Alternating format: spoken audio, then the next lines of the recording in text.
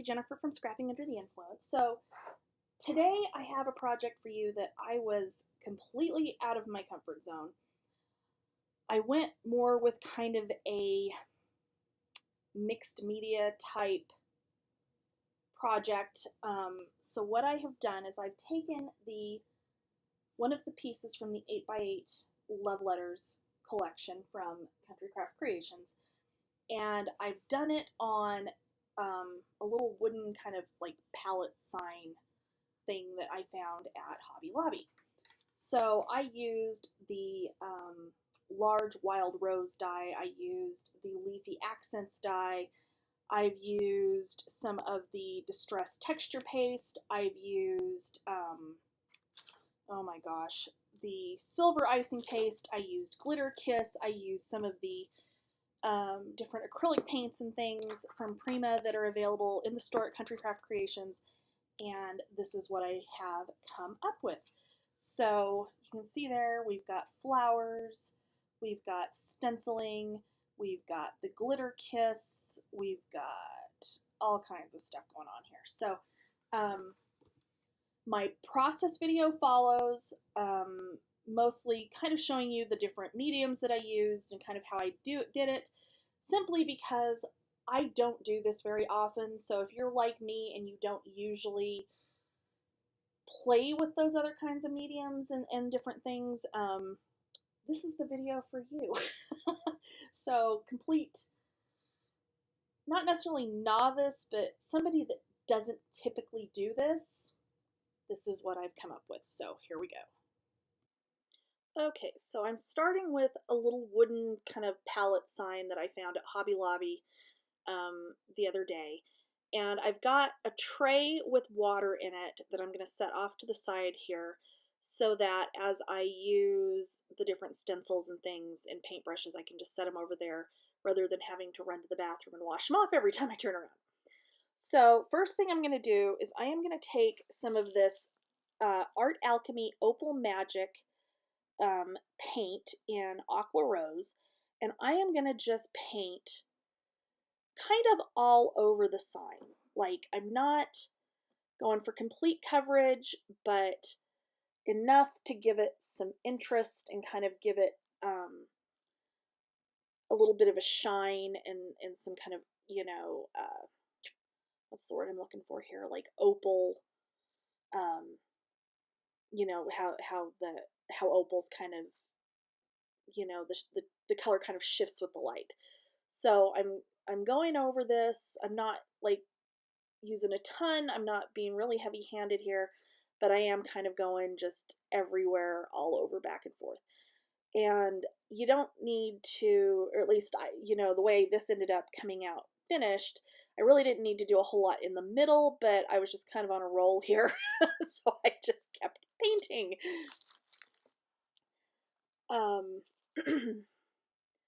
And got pretty good coverage there, not too bad, without it being too crazy and too much paint.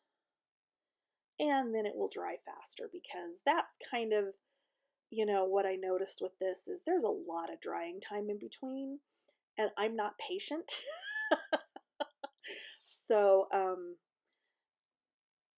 yeah, what I'm going to do here, and I've done this, you'll see me do this throughout with the different mediums that I use. I just have a roll of plastic wrap that is in my craft room, and I'm just going to put that down over the paint, push it down to the surface of the paint, and then screw the lid on top of it, because that's just going to keep it from drying out sooner than it would on its own. Okay, so the next one I'm going to use is Art Alchemy Sparks acrylic paint in Butterfly Spells. So this is kind of a glittery, not even really glittery, kind of a shimmery pink. And I did take my heat tool and dry my board there in the meantime. But this I am going to be just kind of, you know, as random as a human can actually be with this. On the top, and then I'm going to actually do this around on the sides of the sign as well. Just to give it a little more color. this one goes really well with the love letters paper. So it's just, kind of random here and there so that there's just some color and some added texture to the project.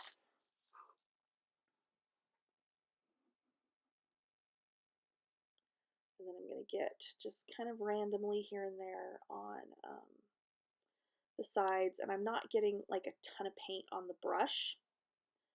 Just doing a little bit here and there just so that I'm not really getting like a dry brush effect.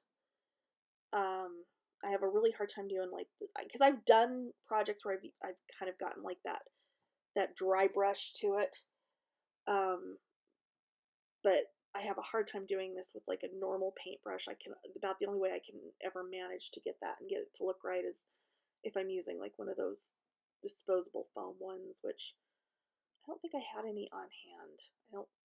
I don't know what I did with them. I know when I was cleaning I found them, but so these are just some paintbrushes, I think probably from Michael's.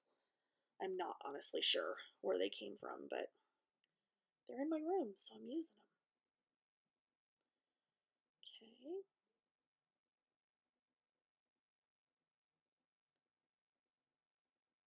Still painting. This is why I really try not to do voiceovers, because by the time I get to it, honestly, half the time I don't remember what it was that I was doing at the time. All right, so I have let that dry. Now I've got some of the Prima memory hardware pearls, and I did string these together just on some jewelry wire. I didn't end up using them on this project. You'll see them kind of come off and on screen a couple of times just because I wasn't sure if I was going to end up using them or not. But just something to know, you can string those together. So I've got the Tim Holtz Matte Distress Texture Paste.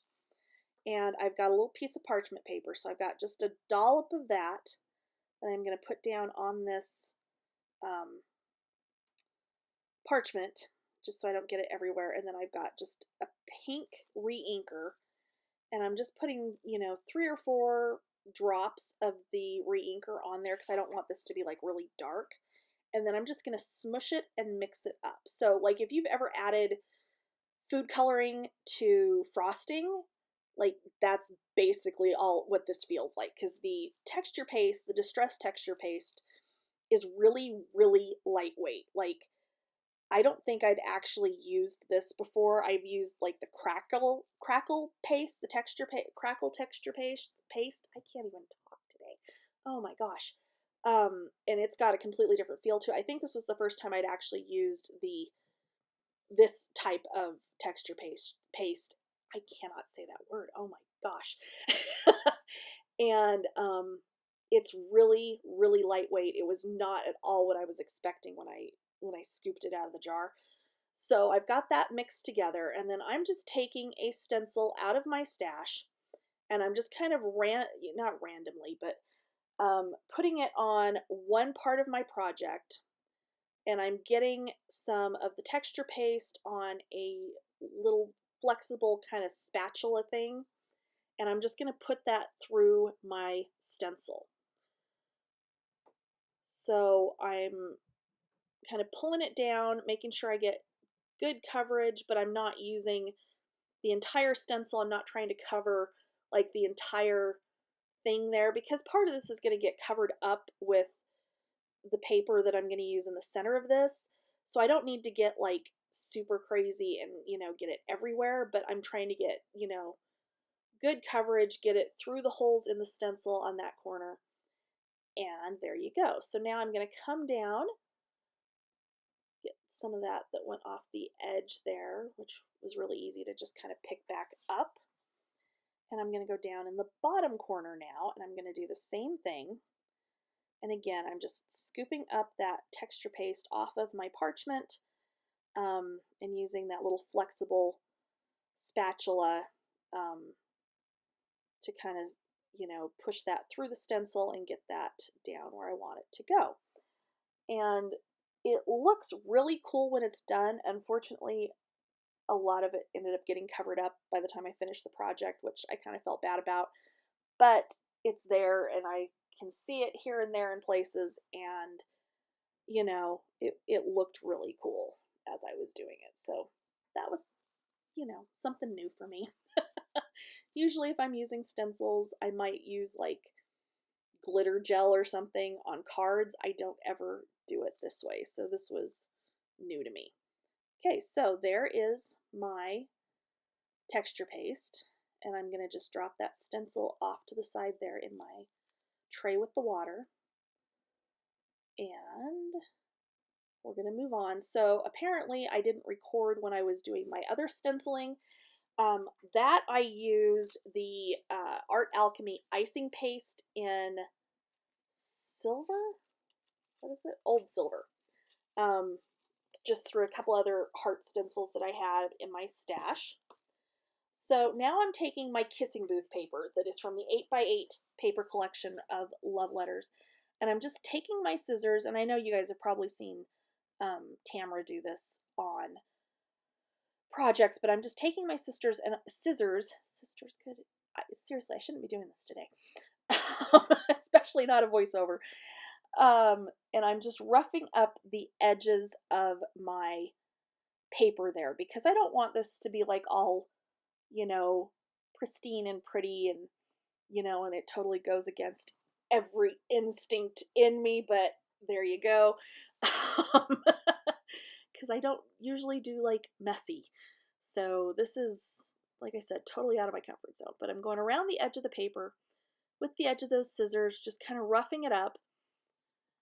And then I'm going to actually end up kind of inking around the edges of that with just Distress ink in Vintage Photo, which when I get to that part, my Vintage Photo seriously needs re-inked, because I don't know, I haven't used it super often in the last few years.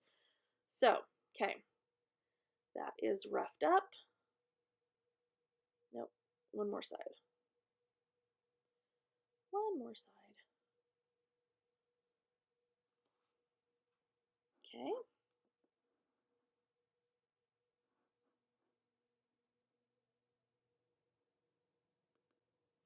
Okay, so finished distressing, finished inking. Just getting a little bit more on there. Tuck that off to the side.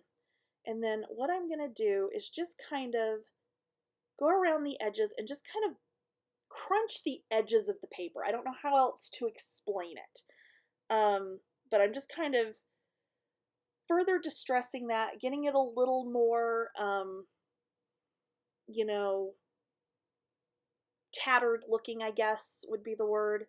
But I'm literally just taking this and kind of crunching the edges of the paper just with my hands. Nothing, super complicated here.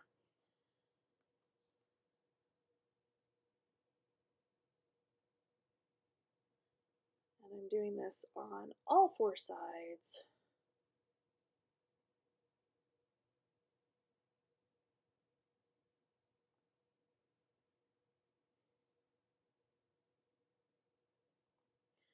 Okay, so there is my panel that's going to go in this center part of my sign. Still just kind of messing with that, making it look a little more, well loved, I guess would be the word. Okay.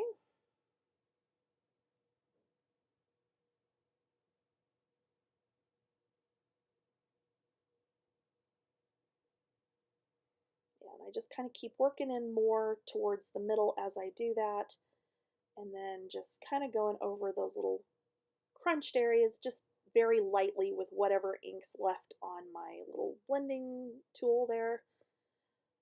Nothing like super crazy. Okay, so now I am going to grab one of my stencils again, and this time I'm going to use the silver glitter kiss. No, not the silver, I'm sorry. This is the Frosty Sparkle Kiss. And it says on there, on the directions, that you're supposed to kind of wet the sponge that you use to apply this with. which I've used it without wetting the sponge and it does work, but it really does seem to work better if you get that sponge just ever so slightly damp. So you saw where I just misted it with my Distress Mister spray bottle thingy and kind of tapped it so it wasn't like soaking wet, because of course you don't want it like really, really wet. And I'm just going in and getting some of that glitter kiss on the sponge and going over this like leafy heart stencil that I've got in the center of my paper there. I had a little bit kind of extra on the edges there, so I'm just kind of rubbing that off and then spreading it around. And when I decided I had enough, oh, I thought I had enough, and then I looked at it and decided I didn't. No, I did too. Never mind. I'm sorry. And again, plastic wrap pushed down onto the top of the medium in the jar. So there's that. So out of the 12 by 12 collection, I cut out some of the tickets that are on there, and I'm actually going to run this through with my little marquee die cut machine, the little bitty thing here. Because the tickets that are on the Tickets and Tags Heartfelt Creations die set go over these almost perfectly. Like, they cut them out so well and so much easier than fussy cutting these little suckers out. So I've got just some low tack tape there that I usually use with stencils and things when I'm doing cards, but it also works with the die cut machine. So I'm just running these through and cutting them out. And I'll show you here the first two. So I'm just going to pop those out. Leave the tape on the die itself because I can then just line it up on the next one and put it back down without having to get new tape, which is, you know, always a bonus.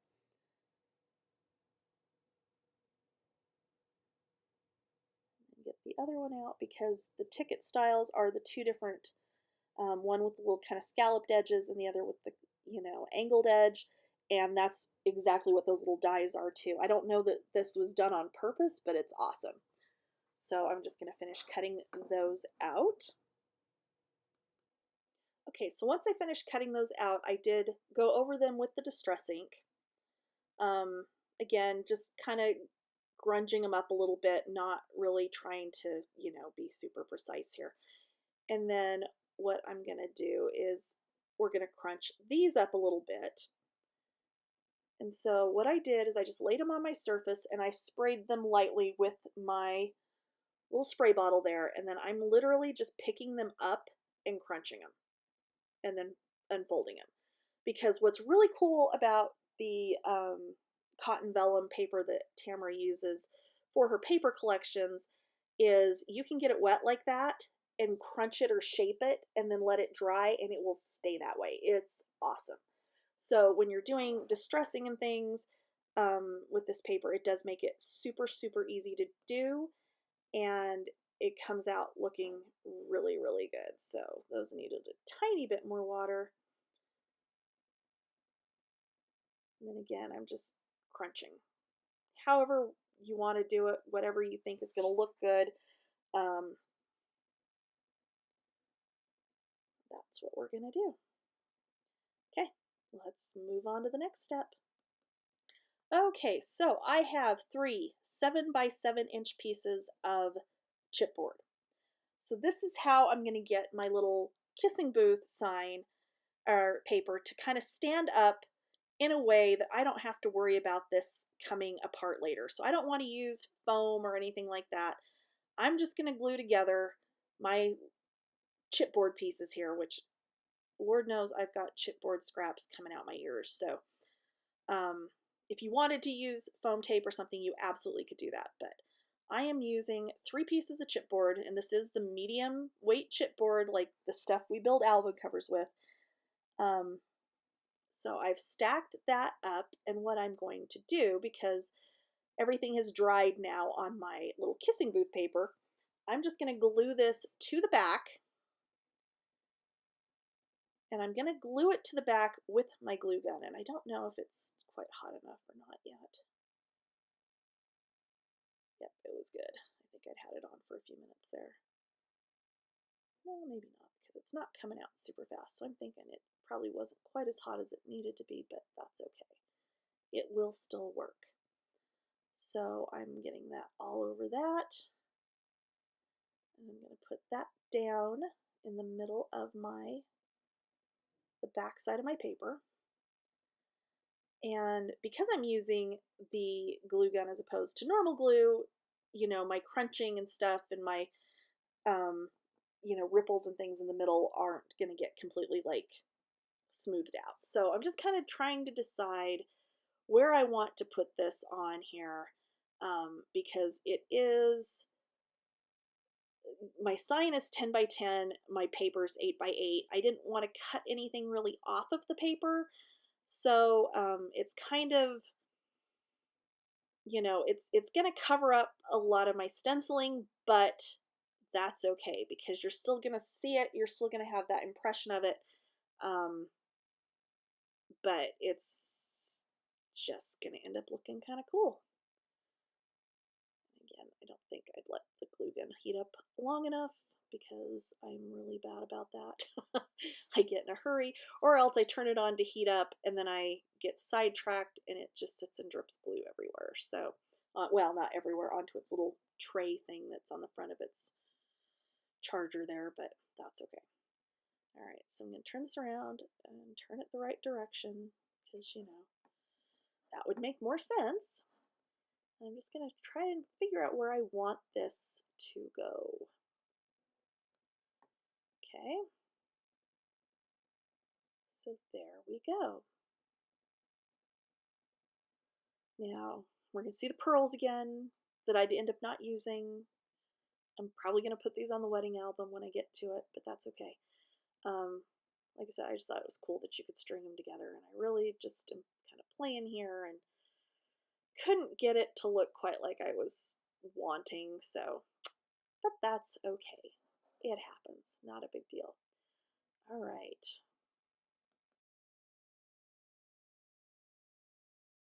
Okay, so I cut a bunch of the flowers, and I swear I recorded painting them, but apparently I did not. So I apologize. All I did is I took those same two paints I'd used earlier, the Opal Magic Aqua Rose and the Sparks Butterfly Spells, and just painted the edges of my flowers. But what I've got here is the 3D Floral Basics Shaping Mold, and this just runs through your die cut machine. So what I've done is I've laid two pieces of my flowers on there, spritz it with water, put the top piece on, put a cutting plate on top, and then you run it through the die cut machine and it shapes your flowers. I could have gotten a more extreme shape if I'd added some shims to it, but I didn't want it quite that embossed, because that's basically what we're doing here, is we're embossing these flowers.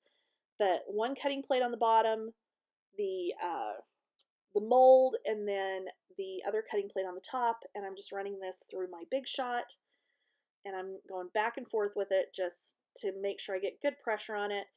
Apparently you can just like spritz them, put them in that, and then stand on it and get the same effect.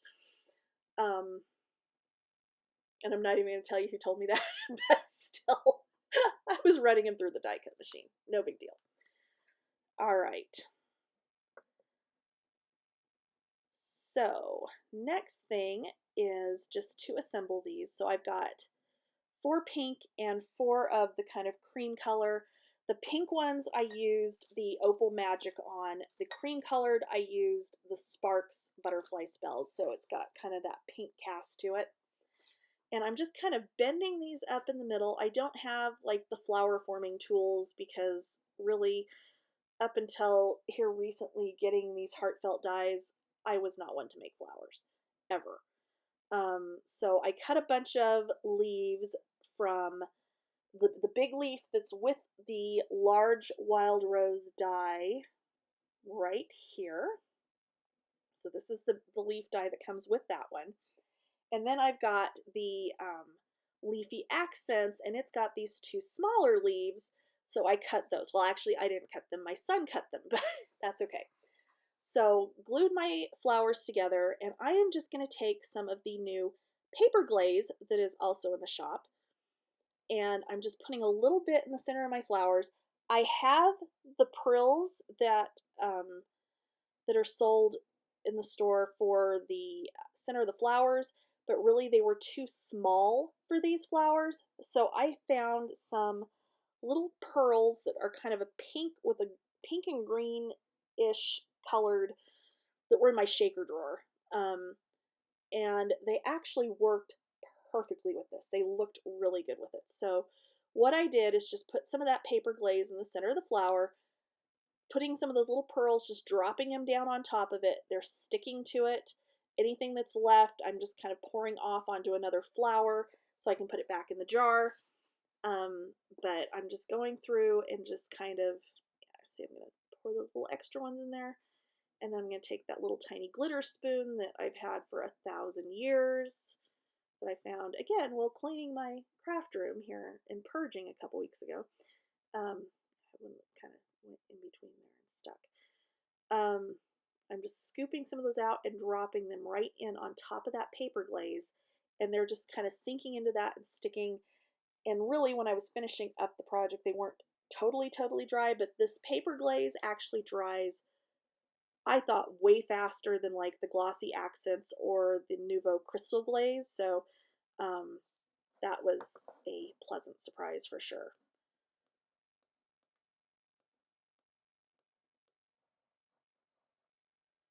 So I'm just going to keep doing this to my flowers.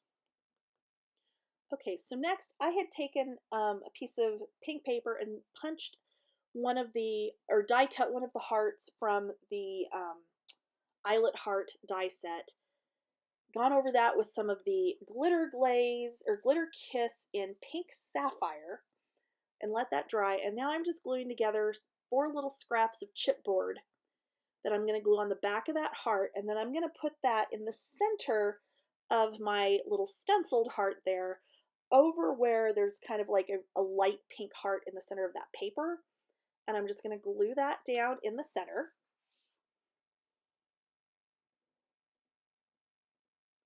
Right there. And then I'm going to take all of those leaves that my son so nicely cut for me with the little die cut machine, because he was having a ball with that, and I'm going to go ahead and ink those. All right, we are on the home stretch. My flowers are done. I have glued my leaves to the bottom of my flowers, and now the only thing left really is to glue the flowers to the sign. And again, I'm in too much of a hurry, and my glue gun is not totally heated up enough yet, so I'm having a really hard time getting glue onto this first one. But, you know, I'm impatient, what can I say? So I'm putting these in opposing corners, and my plan there, initially I was going to put them just in the bottom 2 corners, because you can see on the paper there how there's some really kind of light roses down in the corners. But I didn't want to cover up the rest of my silver kind of leafy looking heart stencil that's down in that bottom corner. So I ended up putting them in opposite corners instead, and overall I really like how that came out. So again, I'm just crunching them again, you know, kind of forcing them, bending them to my will. Let's go with that. So we're going to crunch it a little bit, kind of bend it up a little bit, figure out which direction I want it to go. Ah, now the glue gun's hot enough. Now it's really coming out, so this is good.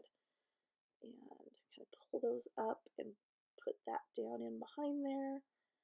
And then I'm going to put the rest of my flowers down on this other corner.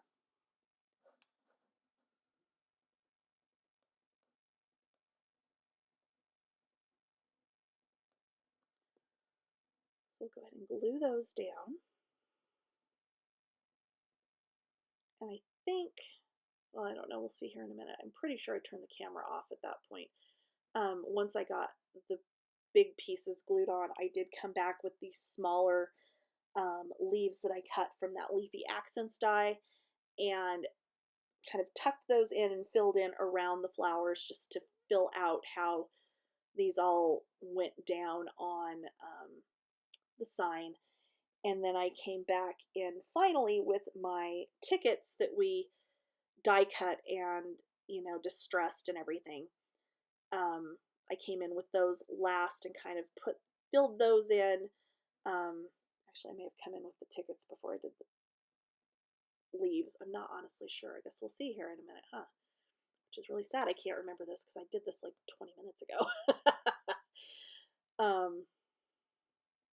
So there's another flower. Figure out how I want to do this. I am not the best with flower placement, especially like with these because they're kind of all the same size. I should have, going hindsight, I would have done my flowers maybe a little bit differently. Made more of just using just the smaller of the two petal dies that come with this set, but it's okay. And that one, my center wasn't totally dry because that was the first one I did and had way too much stuff. Okay, so let me see, are we going to do tickets? Yes, tickets. Okay. So the tickets, I kind of tucked them, the first few, and again, here's me with that silly pearl string. I just could not make it look right. Didn't matter how I put it on there. I just was not loving it. So it didn't end up making it on the final project, but that's okay. I will hang on to it and use it on probably the wedding album because it will, I will make it work. All right, so let's mess with these tickets now. So I'm just kind of putting them in clusters of 3 because I cut 9 of them total. So I'm picking out what I kind of think is going to look good together. This first little grouping, I kind of tucked them in behind a flower. They're actually going to stand up quite a bit, which ended up looking pretty neat in the end. And I'm just going to kind of cluster those together there, and we'll add some more in, and then I'm just about done. The only other thing I did, which I did not film, was I had some little bitty iridescent hearts that I had in my stash for cards, and I just kind of randomly put those here and there all over the project. So some of them are on the flowers, some of them are on the tickets, and they're just kind of here, there, and everywhere. And that was kind of like a last minute thing after I thought I was done, and I saw them sitting here and I was like, oh, I'm going to use those. So you can kind of see how that cluster of tickets kind of stands up off that side right there. And then the rest of them are going to kind of get tucked in around flowers and things. And that is going to be the project. So, hopefully if you haven't done anything of this sort before, just because this is not something I do often, it's definitely not something I'm comfortable with. Hopefully this was kind of helpful for you guys. And as always, thank you for watching. Please hit the like and subscribe and ring the bell if you want to get notified when I post new projects. I'm going to do a couple more, hopefully, here this week with, or this weekend, that is, with the Love Letters paper, and then I'm going to move on to the gorgeous Here Comes the Bride wedding paper from Country Craft Creations. Everything will be linked below in the description, and as always, thanks for watching. Bye!